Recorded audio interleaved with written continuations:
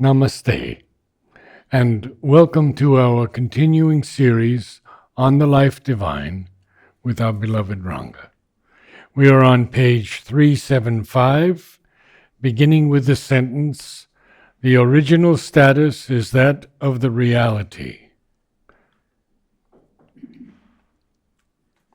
So we'll read the para first and then. So, do you want to go through the Yes. past one also a little bit? Summary. In this chapter, Srimda is discussing the fact that the same reality is taking different poises and different characters at all the various levels. Spirit and matter are really the same in different form and different texture. Just like, if you very easy to understand, ice, water vapor. It's totally three different forms, but essentially the same. So exactly in the same way, depending at which level you are, you start seeing the reality in different ways. And now he's showing how the one and the many are essentially the same. The infinite and the finite are essentially the same. The unmanifested and the manifested are essentially the same. The timeless and time are again essentially the same. So that's what he is now discussing here. So this is the background. Now we read the para. The original status is that of the reality, timeless and spaceless. Space and time would be the same reality, self-extended to contain the deployment of what was within it. I'll read the whole para first. The difference would be, as in all the other oppositions, the spirit looking at itself in essence and principle of being, and the same spirit looking at itself in the dynamism of its essence and principle. Space and time are our names for this self-extension of the one reality. We are apt to see space as a static extension in which all things stand or move together in a fixed order. We see time as a mobile extension which is measured by movement and event. Space then would be Brahman in self-extended status. Time would be Brahman in self-extended movement. But this may be only a first view and inaccurate. Space may be really a constant mobile. The constancy and the persistent time relation of things in it, creating the sense of stability of space. The mobility creating the sense of time movement. Creating the sense of time movement in stable space. Or again, space would be Brahman extended for the holding together of forms and objects. Time would be Brahman self-extended for the deployment of the movement of self-power carrying forms and objects. The two would then be a dual aspect of one and the same self-extension of the cosmic eternal. So, essentially the same. He is discussing time and the timeless and time, and also space and time. So, let's have a look at what he is saying in detail. The original status is that of the reality, timeless and spaceless. So he's saying the origin, the first reality, the world also is a reality, but it's a secondary reality. It is created by the original status. If the world disappears, Satchidananda will not disappear. But if Satchidananda disappears, the world cannot exist. So that's primary reality, secondary reality, dependent reality. Keep this in mind. So what he's saying now, the original status is that of the reality, timeless and spaceless. Timelessness and spacelessness are the origin of everything. In Satchidananda? Or Yeah, that's Satchidananda. That's right. okay. Yeah. And remember, Satchidananda is really one thing. You can consider it space, you can consider it substance, you can consider it force, you can consider it consciousness, you can consider it Ananda, but it's all one. It's a substance which is conscious of itself, and it's got the power, and it's also got bliss in it. It's all one. But as it keeps coming down, the principle of the one becoming the many comes into operation. So the one becomes the many, substance, consciousness, power, and Ananda all become separate. Through the supramental? The supramental is that which makes the one into the many. The supramental is the one that creates the world. Above that's why it's called the intermediate principle. The supermind is not the highest. The supermind is the go-between before the highest and the lowest. The world cannot exist without the supermind. It is supermind which is the prism, if you want. It takes white light and breaks it up into not 7 colors but infinite colors. So the supermind is a prism. It creates the many out of the one. Okay. And that also, we have done the chapter, the triple status of the supermind. That also is there a gradation there, 3 grades. The first is an absolute oneness.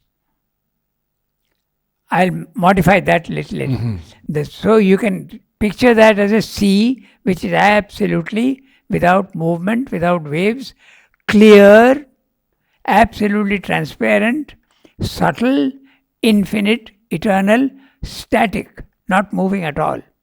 That is the primary status of the supermind. Then, because it is supermind and it wants to create, it starts, this static condition starts moving. Waves start forming. But if the individual has to experience the first condition of the supermind, he can get that even in the lower planes. He can get a touch of that.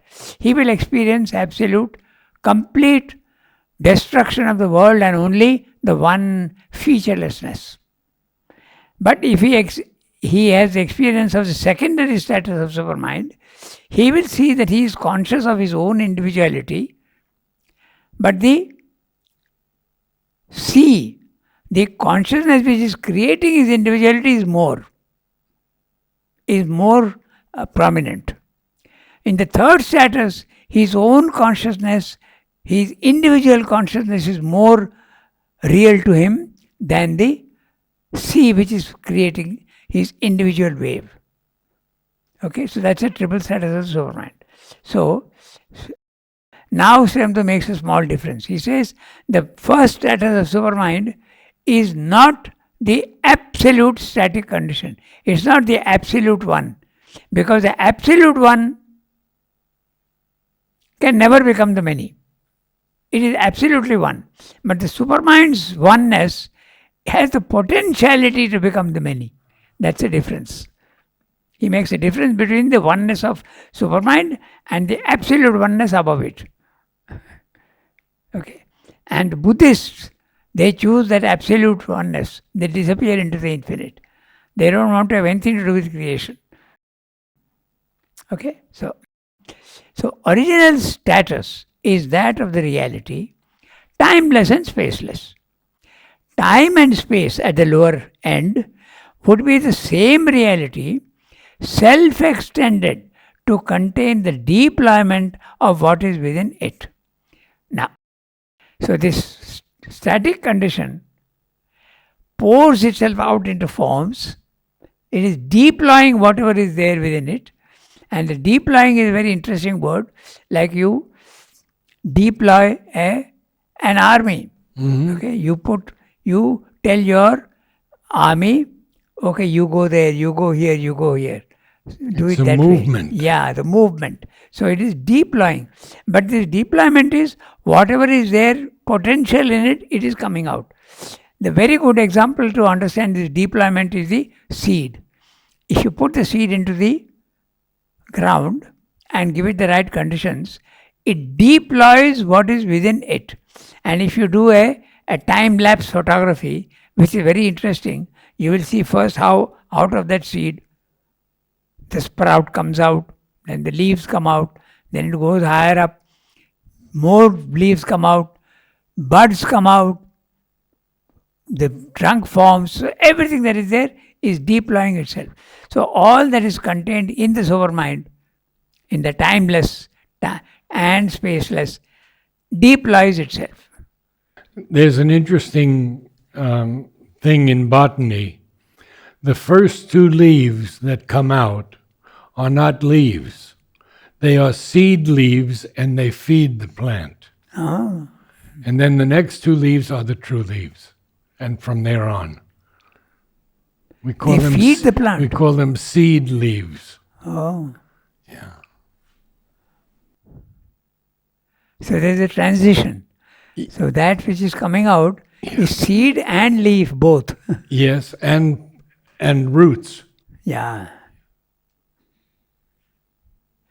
So this is what he is explaining. It's the same thing. What is contained in it comes out in time and space.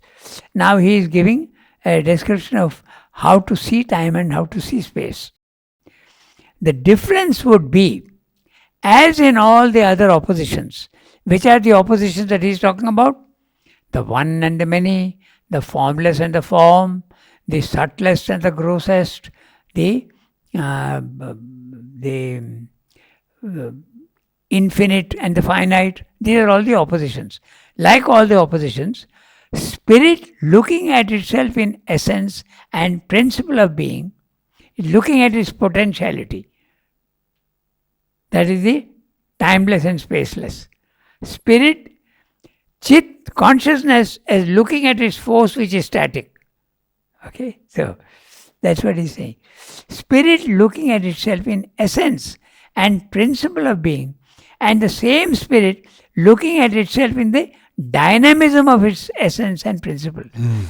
When that principle starts becoming dynamic and comes out in movement. So again, the interesting, the seed and the plant coming out is a very good example of what he's saying. It comes out, deploys itself. In essence and principle of being, and the same spirit looking at itself in the dynamism of its essence and principle. Srim's language is very, very sophisticated and very precise. So sometimes it can confuse you. But if you go very clearly into his speech, it becomes even clearer. Okay. But he goes into great detail, whereas Ramakrishna puts it very simply. He says, that which is without movement is the supreme, the primary. And that which is movement is the physical world. Very simple. The sea static condition is the original Satchidananda. The sea in movement is the physical world. The same substance. Okay? So, and the same. Space and time are our names for this self-extension of the one reality. So, when the spaceless and timeless are extending themselves and deploying themselves, you have time and space. It's interesting that Sri Aurobindo has written this for philosophers especially. Yes. And he says, wearisome books like the Life Divine. You've read that, huh? Yeah. But it's not wearisome if you go deeply into it. That's the beauty. He says in one letter, he says, philosophy, I never was a philosopher. Yeah. He says that I am only giving form to my experiences. That's all I'm doing in Life Divine. In the West, philosophy is considered to be based in reason. Yes. But in India, philosophy comes from experience. It's an expression in mental terms of experiences. There is no attempt to convince or use rationality. There can be discussions at the lower level, but essentially this is the difference between the Western philosophy and Indian philosophy. Okay, so spirit looking at itself in essence and principle of being, and the same spirit looking at itself in the dynamism of its essence and principle. Space and time are our names, nomenclature, for this self extension of the one reality. The one reality becoming the many in space and time. We are apt to see space as a static extension. Simply saying, we are likely to see it. He is going to modify that a little later. We are apt to see space as a static extension in which all things stand or move together in a fixed order. We see time as a mobile extension which is measured by movement and event. Because events are things which we can refer to. Oh, yesterday this happened. So then we know it was yesterday and the event that happened. So he is putting both. Okay, movement and event. Space then would be Brahman, the reality, in self-extended status. So space would then be Brahman in the static condition. Brahman expressing himself in static condition is space. And Brahman expressing himself in dynamic condition is time.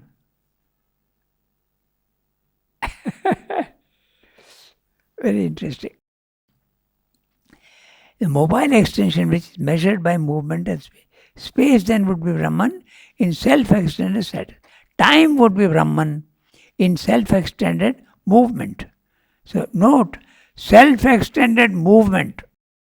Even the movement, when it is not self-extended, it is static. And when it starts expressing itself and deploying itself, it becomes movement. We have to use our imagination. But this may only be a first view and inaccurate. So now, space may be really a constant mobile. The constancy and the persistent time relation of things in it, creating the sense of stability of space. The mobility, creating the sense of time movement in stable space. Now, this is very interesting. Both are there. There is movement and there is static condition. To understand this, we can get back to the image of the clock. Okay? How time and silence and movement are always together. Okay? Silence would be the space and movement would be time. But they are always together and we confuse them. That's why he's saying that's the first view. So I'll give you an example, then we'll see. We'll discuss that. Take a clock and there's a second hand. Okay? Every second it is stopping once. Every second it is stopping once. So you have 60 seconds, 1 minute. Okay? But when it is moving, it's moving, but it is stopping. So the stopping is the silence and the moving is the movement, the time. They are together all the time. Okay, but we don't distinguish why. Because we see in the physical world, we are seeing only the movement we are seeing. Instead of 1 second, make it half a second. Make it 1/4 of a second.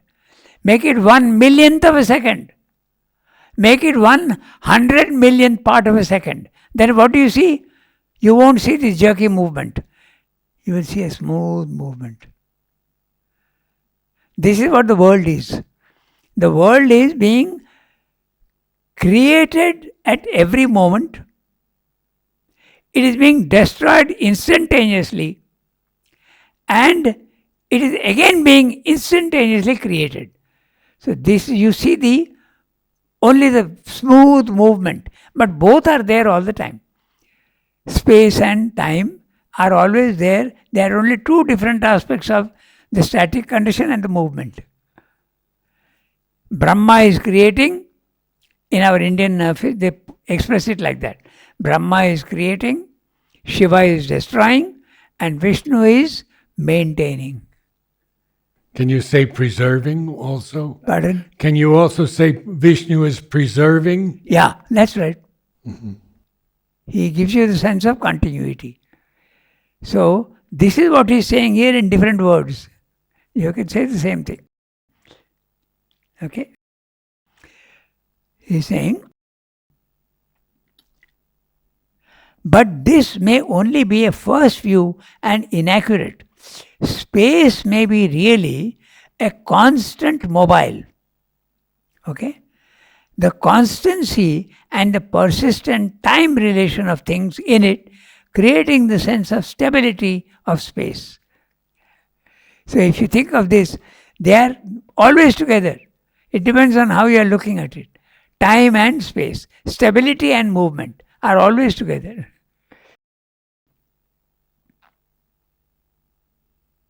It's interesting. Now, this is something very interesting. You have heard of the Bermuda Triangle, na? So, it's very much related to this phenomena.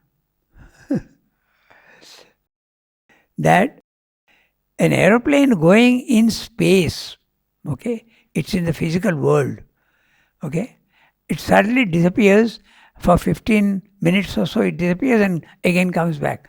What is happening? It is going into the next level of subtlety. Is that possible?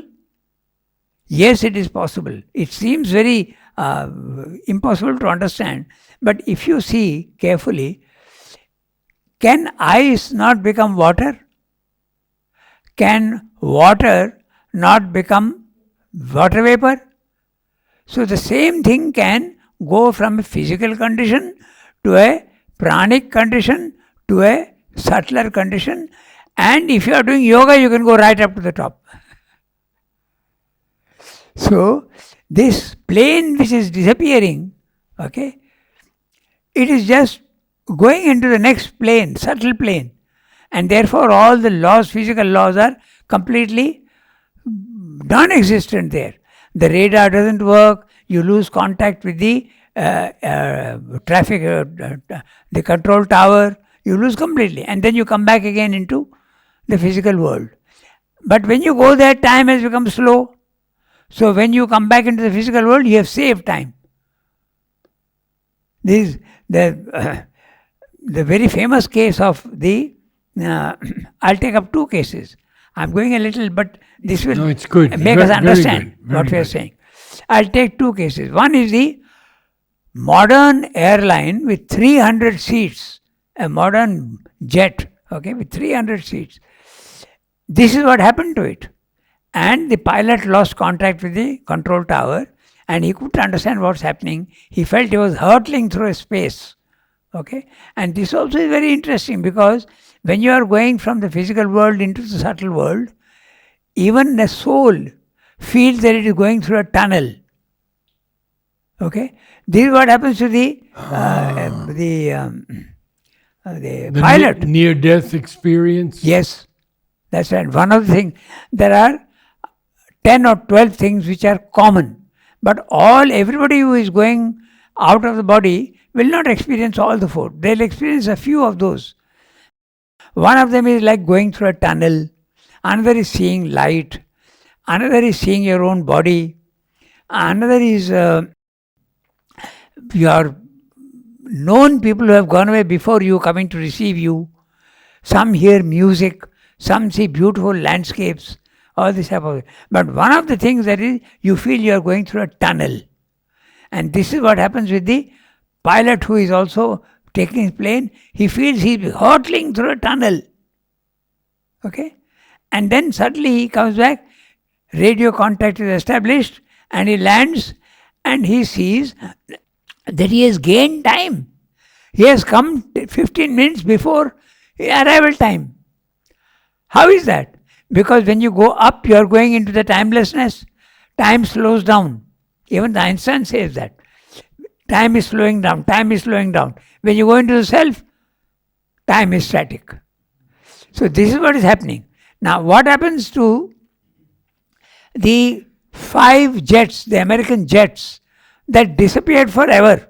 Yeah. Okay? Modern fighter jets, 5 of them, suddenly disappeared. They looked in the sea, they found whether there wreckage or not, nothing. How to explain that? Okay, again the same thing. When the creation is taking place from the highest to subtlest, it is becoming grosser, and it goes here. Now, when it comes here into matter, it is visible to your senses. But when it is there in the subtle world, it's not visible to your senses. So if it can come, the subtle can become gross. Why can't the gross become subtle? Again, I'll connect it because this sounds very impossible, but I'll connect you to what happened in the ashram. The materialization of stones. That famous example. You must have heard of that. Suddenly stones were falling in the guest house behind the playground. Srimata was there, mother was there, and stones started falling. First they thought that somebody throwing stones from outside. They go into the street, nobody is there. And the stones continue. It went on. Big stones all over the courtyard. Okay. Then, one day when it hit somebody, the stone, mother said, enough is enough. And she looked and found that the origin of all this was a Muslim fakir who had the power to materialize things. So if you can materialize things, okay, you can also dematerialize them. Disappear, yeah. So these 5 jets have become dematerialized and gone into a place where they are not available to your senses. And what about the pilots? They are matter, na? Yeah. Maybe the souls have escaped, but the matter is gone.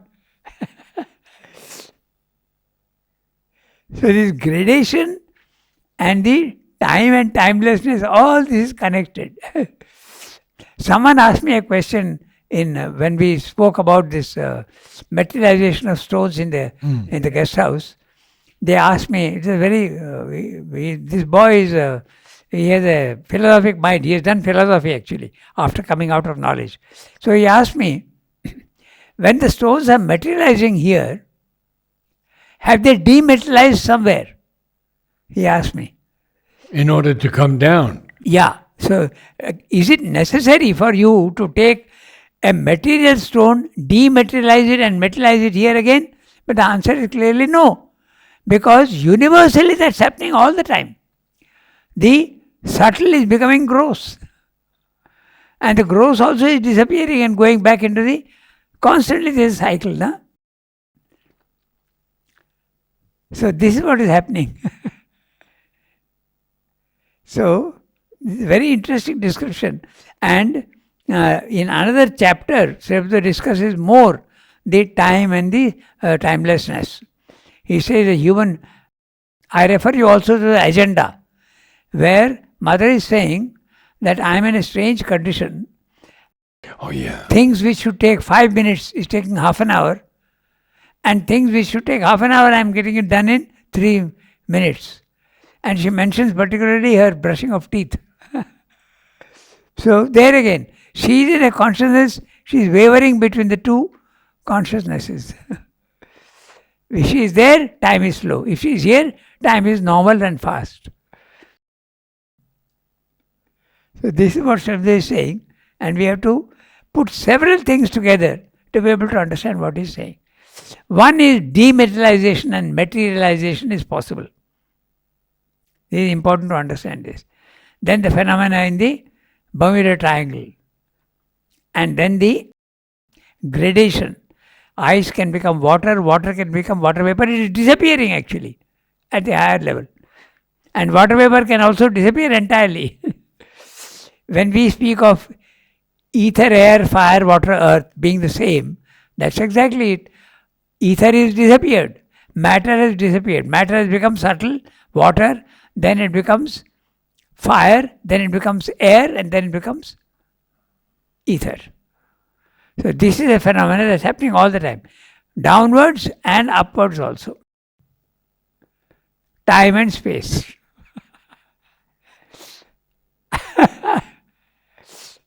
Okay, so the mobility creating the sense of time movement in time stable state. Or again, space would be Brahman extended for the holding together of forms and objects. Time would be Brahman self-extended for the deployment of the movement of self-power carrying forms and objects. So one would be the framework in which there is a static framework in which all the forms are there. And the other one is the deployment, that time and space. In fact, science has a theory that time and space are really the same. They are different dimensions of the same thing. There are so many different ideas. But the experience of timelessness in the self is a very common spiritual experience. You are in the timeless condition and you are seeing time in the lower, you are watching the flow of things, but you yourself are in a condition where there is no change at all. A timeless, that's why immutable, static condition. So I'm going to use the word silence. Okay? So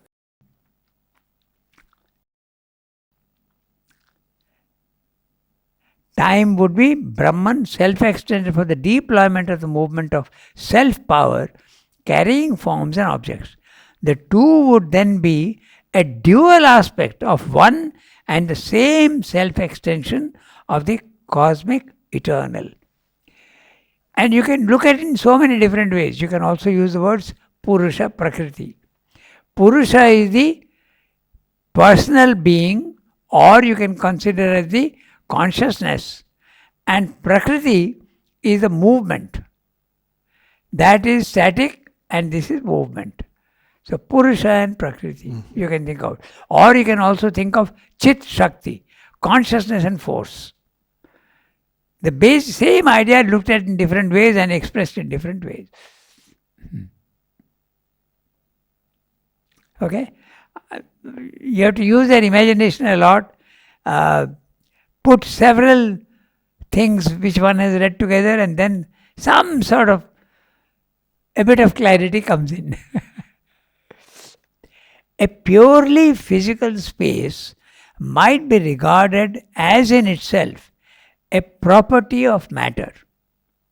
But matter is a creation of energy in movement. Space, therefore, in the material world could be either a fundamental self-extension of material energy or its self-formed existence field, its representation of the inconscient infinity in which it is acting, a figure in which it accommodates the formulas and movements of its own action and self-creation. Time would be itself the course of that movement, or else an impression created by it. An impression of something that presents itself to us as regularly successive in its appearance, a division or a continuum upholding the continuity of movement and yet marking off its successions, because the movement itself is regularly successive. Or else time could be a dimension of space necessary for the complete action of the energy, but not understood by us as such, because it is seen by our conscious subjectivity as something itself subjective, felt by our mind, not perceived by our senses, and therefore not recognized as a dimension of space which has to us the appearance of a sense created or sense perceived objective extension. How does this equate with Einstein's theory? Einstein has got certain basic facts which correspond to the spiritual truths. One of them is that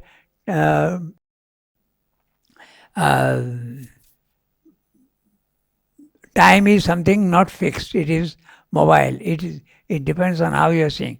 Basically, what is also the most important thing what he's saying is everything is relative here. The theory of relativity is depending on the framework in which you are, you will see the reality according to the framework in which you are. And that's absolutely correct, because that's exactly what Srimad is saying in this chapter. Depending at which level you are, you will see reality differently. And the best example given there is that famous case of the man sitting in the train, and throwing up a ball. He is sitting in the train. So his framework is the train. He is moving, but he is not conscious of the movement of the train. He is throwing a ball. For him, the movement of the ball is vertical, up and down. Someone who is standing outside the train on the platform, he is in a different frame. And he will see the movement of the ball not like this at all, but he will see it like this. The train is moving, so he will see it like this. The same thing seen in two different ways because you are two different frames. So he has got that's why it's intuition. His theory is coming from intuition. No, there's no doubt about it. You can't think this out. No. It comes in and then it expresses itself.